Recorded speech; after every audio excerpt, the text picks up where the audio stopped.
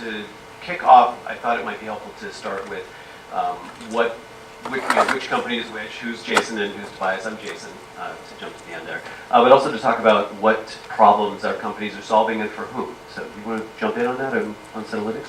Sure. So hi everyone, thanks for showing up, thanks for coming. I am the CEO and co-founder of Cinelytic. We are an online platform that helps film professionals to make better and faster decisions. And what that means is we basically help the film industry in two main ways, which is we digitize workflow. So all the tasks and processes a producer, financier, distributor, or sales agent goes through when putting a project to life, or acquiring, or producing, financing, distributing a project. All these different processes, we replicate them and digitize them, bring them online into a cloud-based system that is our project management system, where you can now look at, analyze cast, you can run comms, predict performance, and model out financial performance of a certain piece of content. So you can all do that in the system now. And we basically help you do all these tasks much quicker, so we save time. And on top of that project management system, we have a wealth of data. So we partner with a lot of different data sources. All the data flows into our system, and so every tool that we have, for example, talent analytics, we have large amounts of data for each talent, and we created scores so you can really very quickly identify certain strengths and weaknesses of a talent. For example, which country or territory a talent is particularly strong, or which release window, like digital, home video, TV, a talent is strong, which genre. Everything, all these data analytic points that we give you in the system help you to make better decisions. And so what we create basically is a system that you can log in and do everything yourself. So we give you that. We give that to our users to basically become experts themselves. So for people who are experts already, they can do things quicker and maybe a bit better. For people that are fairly new in the industry, the system will really sort of help them start at studio level expertise, so to speak, because we have all the data and analytics that the big players have. We're basically a subscription service, so I was just going to chime in and ask. So if you were to talk about, or to think about your ideal client or customer, sort of what kinds of people are you trying to service? So right now our core focus is sort of the middle, the independent community, film community in the studios, and sort of the middle class, so to speak, the bigger production companies, financiers, distributors, sales agents, and studios. And for them, we basically help them operate more efficiently and decrease risks, increase profits, so to speak. Help them better manage risks, and through more efficient operations, free up resources or increase profits for cost savings. Got it. And it's a subscription base, and you can run your whole slate. Regardless. Got it. It's a system online. It's a subscription based, it's a yearly subscription. You log on and you can manage and run all your different projects in real time. And as I mentioned, it takes you through the whole value chain of your project. You can manage your whole project in our online system, saving you time and helping you make better informed decisions, basically. Yeah. So this is sort of what we do. Cool. So how's your service? What do you do? So the elevator pitch for Slated is that we're a platform that matches filmmakers and their projects with film financiers and people who can help push projects forward, whether that's attaching talent during the packaging phase or sales and distribution as well. Also during the packaging development phase, but trending through into production and distribution time.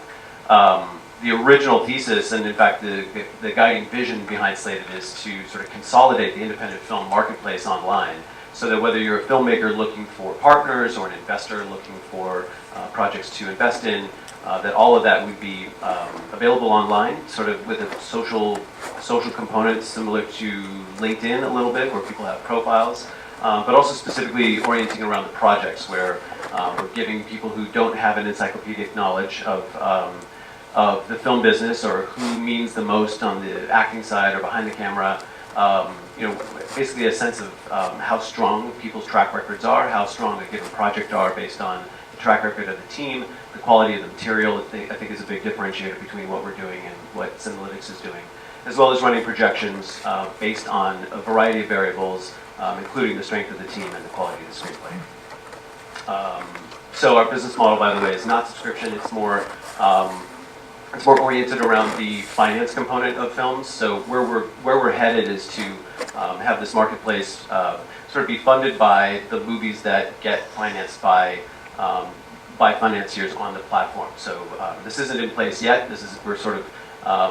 We've been sort of in beta mode for a long time. There are a couple of things you can pay for, but it's free to sign up for Slated. It's free to list a project on Slated. Our script and financial analysis is fee-based, so it's a one-time fee as opposed to a subscription. And then long-term, where we're going is to take a piece of the production budget, small piece of the production budget and the back end of every movie that comes together on Slated. But that's downstream of it. Great. Do you focus on the US market, or do you have international?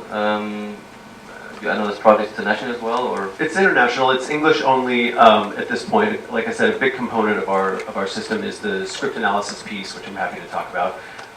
But there's over 55,000 members on the platform. The investor community is about 2,200 accredited investors. Accredited meaning the SEC accreditation rules.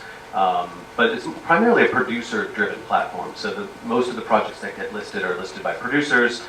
They're in various stages of development and packaging, and sometimes in production. We see a lot of projects that are looking for completion financing. The idea is to have there's a ton of do-it-yourself tools on the platform, as well as an internal team of people who are looking for high-scoring projects with strong teams, strong scripts, movies that are getting made at the appropriate budget for what that film's prospects are. And as we find strong scoring projects, we actively put them in front of our financiers and give them the opportunity to assess them. And ultimately, it's about the investor's take on whether the project merits support. Obviously the theme of this chat is data, so maybe we could talk a little bit about sourcing, what data you're using, where it comes from, how you're applying it, how important data is to your business and ultimately your subscribers. Data is obviously very important. It is for us sort of a commodity, obviously, because our value add is whatever we do with the data. So we're using the data, and we created machine learning algorithms and predictive analytics that are AI based to predict certain release outcomes. But the data is a very important foundation. So your prediction can only be as accurate as your data is accurate. And so we license our data, so we don't scrape our data. We have license agreements with different industry-leading data sources, which are some classic ones like Nielsen, Grayson, Studio System, Variety, Insight, the social media platforms. We have APIs with them, piracy data, all kinds of different data sources. We have some data sources that are exclusive to us. So for us, basically, it is always so that's. When I say commodity, on one hand, yes, but on the other hand, having access to data that other people don't have access to. So we have proprietary or exclusive data as well that we only have for us, that we own exclusively, and that has great value. But most importantly, what we do with the data is we correlate data. So one of the co-founders in our team is a rocket scientist. He worked for NASA for 20 years. And he built risk systems to assess the risk of space travel and launch vehicle design. And he and his team, he's our CTO now and co-founder, and he built a team of programmers, obviously, especially data scientists, MIT and Harvard, very strong data science backgrounds. And we constantly look into, so what does the data tell us, right? And because we apply machine learning, which is basically pattern recognition, it just can do things much faster than we can do as humans. We can try to correlate all the different data points we have, whether it's piracy data with box office data or home video data, and then we can sort of learn and predict certain trends. We can look into what people are watching, how much a certain film or topic or theme is in demand. So now that we talk about China, for example, we have a lot of people ask us, so what works in China? And a very good data source to look into China is actually piracy data, because that's P2P downloads. Because P2P downloads is not restricted by any censorship, or by in China there are only 30 theatrical releases every year. But piracy data is sort of obviously something that nobody wants, piracy, but the data is actually quite useful in understanding what people are watching, as a proxy for demand.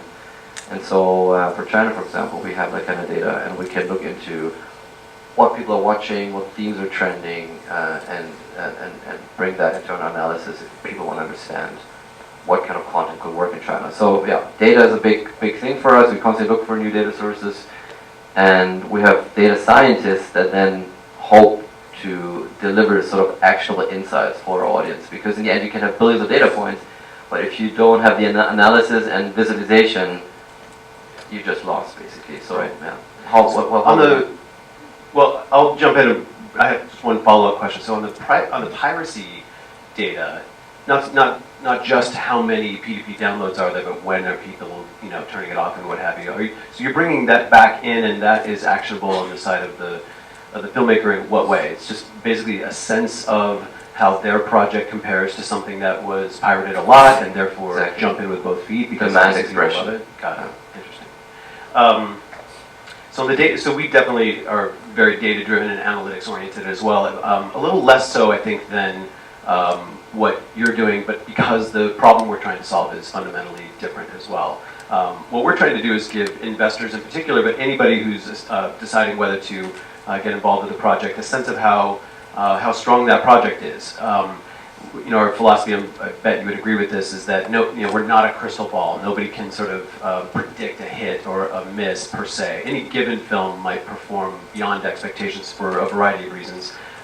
Over time, though, and with a slate of films, you can get pretty good at gating out the stuff that is destined to fail and gating in the stuff that has a really good shot at succeeding financially. And that's sort of where our orientation is. So the way we do that is we assess the track record of the team. I've said that several times, and essentially what we're doing is creating a score for people and companies based on their lifetime box office and lifetime award nominations and wins, essentially, and some other variables. And that score floats up and down as people's projects come out, and there's a time factor. So if it's been a while since you've been involved with a movie that's been released, your score will start to trend downward, and that's applied to people and to companies as well.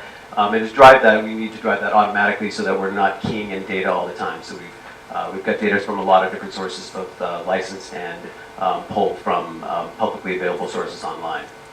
So that's the people side. On the script side, we wanted to come up with a quality score for a screenplay that gave an indication of how good that screenplay is. That is not robot driven. We're not sort of dropping PDFs into a slot and out comes a number on the other end. We have played around with different ways to do that, but there's just at this point no substitution for people reading a script and giving a sense of how good that is. So essentially our script analysis and our script score is driven by multiple readers reading a single script, writing very detailed coverage of that script, and we essentially have a rating system for each element of the coverage that we crunch into a score and then take the average of the readers. Always 3 readers read every single script. And that's where the script score comes from. It turns out there's very strong correlations between our script score and certified fresh Rotten Tomato ratings. So the higher the script score, the more likely the movie will be certified fresh by Rotten Tomatoes. And that's from looking at hundreds of released films so that we had scores for before the films were released. And then the final piece is projections as well, because what we want to do is give investors in particular a sense of how likely it is that a given movie is going to recoup its investment. So the way we do that is have a very large reference data set, basically every movie that's been released on at least one screen in North America since the mid-'80s.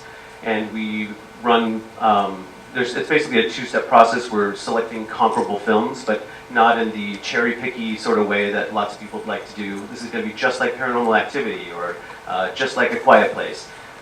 We're comparing each movie against every single movie that's ever been released in our reference data set, and then calculating a distance rating for those movies, and then taking basically the top 50 to 100 comps in order to run projections for North America and international television, North American international video, as well as North American international theatrical box office. So not nearly as granular as what you guys are doing, but it works for our purposes. We're just trying to get a sense of the band in which a given movie is going to perform based on who's in it, who directed it, how good is the script, how many screens it's going to be on, and elements like that. if you guys have any questions, feel free to raise a hand and we'll take questions as we go. How long have you guys been live now? So we developed the system for 2 years. We've been in beta up until the beginning of the year, and we're kind of live since this year. And it's sort of the industry, I guess, the interesting part about the film industry is, and it's also the difficult part, is that it was kind of immune to innovation on the business side. And I guess a lot of business processes in the industry are still very old school, or stayed the same over the last 20 years. And which is great, there's a lot of potential for change, but on the other hand, there hasn't been much willingness to change in the past, and going forward, obviously that's then the key goal and part of the whole getting into the industry is explaining and to people or educating people on data and system like ours that can do something much more methodical and saves time, provides the depth that a human could never provide. And so the interesting part is, I think, that currently Netflix, obviously everybody knows, came in the industry and is rattling the industry a little bit, and people, I think, now start to realize that there is competition from the outside. A tech company came in and is sort of nearly the leading company in town, coming from nowhere, and I think that kind of created an incentive for people to really look outside of their usual realm and understand, so what is out there that can help us operate better. And I think we're one of the solutions for a group of people. I think Slated has another solution for another group of people. But I think it's a very interesting time right now where the two worlds, entertainment and tech, converge. And I'm very curious where it takes the industry, because the entertainment industry itself, I guess, is changing, and on the indie world it's very difficult right now to finance films and to recoup your investment, and it has a lot of different reasons. But with technology coming in, I think it is a great opportunity to improve business practices, to assess risk better, to be more efficient in your operations. And then going forward, I think when more people converge to probably, I guess, streaming or at least digital distribution, there has to be a level of pricing eventually that allows content producers to get back their investment. Because right now I think it's very difficult for content producers and financiers to get their investment back, and that has to do with a sort of broken distribution model. But I think if once technology evolves, there is I'm an optimist, so I think there will be a period where it will be worth producing and financing content again. I think that's definitely true. Yeah, I think we periodically hear people give us a variety of objections, but we're sort of working backwards on what you talked about. A very common question is, will theatrical releases just basically go away 100% and worldwide? And the answer to that is obviously no. I mean, definitely attendance is flat in North America and has been for a while, but it's still, like Jesse said, a $40 billion business alone. That has nothing. Those numbers don't include television and video and streaming and pay-per-view and all the other ways you make money from films. As you said, I think the distribution model, I actually would phrase it slightly differently. Not so much that the distribution itself is broken, but how we finance films is broken, and the financial stack for a given independent film is usually stacked against the equity in particular. Every movie needs equity, and yet the way movies get financed, the equity is the last, the sort of by definition is the last people to recoup, but the later people come in, the more debt that gets stacked, and the way the revenues flow is usually to the detriment of the equity. So one of the things we're trying to do is bring equity in earlier, give them a seat at the table, so that those deals, as they start to come together later, don't disadvantage them aggressively. I agree. I mean, when my background is finance, I spent 10 years in merger acquisitions and in asset management and on the investment scheme, and my job was to evaluate companies and find ways how to assess their value. And they're different. You apply different methodologies, and then you weigh them, and you arrive at a certain value for that company. And we have tried to apply the same for film, but the problem is, even if you have if you nail down, or if you try to, if you have a good approach in understanding value, the structuring of the deal is very important. And I think there is also something the industry has to think about, because especially as an equity investor or a producer brings in equity potentially, who's in from the start, he has all the work, all the risk on his side, and then his last to recoup, it doesn't make any sense, in my opinion. Coming out from an outsider, it's just crazy. The first thing that happened when I looked in the industry was like, what? The producer and the financier who actually burden all the risk for the whole 3 years are the ones to recoup last, and they don't even get a small window. So I think, like, why does the investor not even get a 5 or 10% window at release, which in other industries is normal, not in the film industry. Maybe these kind of things. I hope that eventually these things are up for discussion, and especially if we turn into a world where there's a one window release, where you don't have to have like a 4 or not purely one window. Theatrical will always be there. I totally agree. Streaming is overtaking theatrical revenues this year, so streaming and digital will grow more. And when we turn into that world, I hope that there will be a reflection on where the value is, and also a reflection of how important film finance is for a film to be made, and that end, hopefully there's a way or a structure that rewards producers and financiers better, and have maybe a small in the waterfall, have like a 5 or 10% recoupment from first dollar, because that's what they deserve. Yeah, the early risk should be able to take advantage. One other objection that we sometimes hear, and this is as much about our script analysis tool in particular, but data-driven tools in general. I'm curious what your experience has been. But as we've talked to sort of long-standing producers and studios, just sort of letting them know how we approach scoring teams, scoring scripts, scoring the financial likelihood for a given movie. We tend to get objections from people whose vested interest is making those decisions on their own right now. People who've climbed up the ladder for 10 or 15 or 30 years and are reticent to give up, or reticent to embrace something that they perceive as sort of competing with their own decision-making process. And what we're trying to do, we've done fairly successfully over the last year and a half in particular, is pivot that conversation away from this is something that is a threat to something you can harness, so that you can just make better decisions. It's not about taking you out of the equation, development or production executive. It's giving you as much data and as much insight into the decisions you're making as possible, so that you're making, with all due respect, fewer flops and more hits, and stuff is recouping, and people are excited to continue to stay in that business. I'm just curious what your response has been on the part of the studios to using tools like this in general.